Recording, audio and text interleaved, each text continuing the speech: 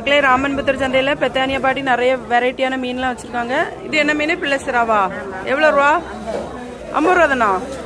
பிள்ளைசரா மீன் 50 ரூபா. இது எவ்வளோ? 100 ரூபா.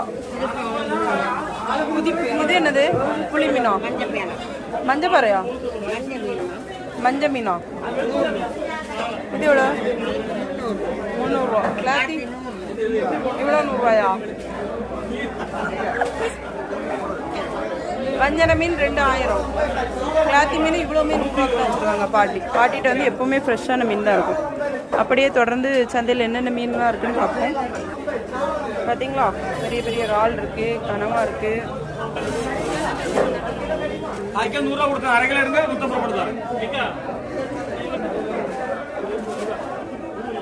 சூரை, வஞ்சர மீன், நெய் மீன்.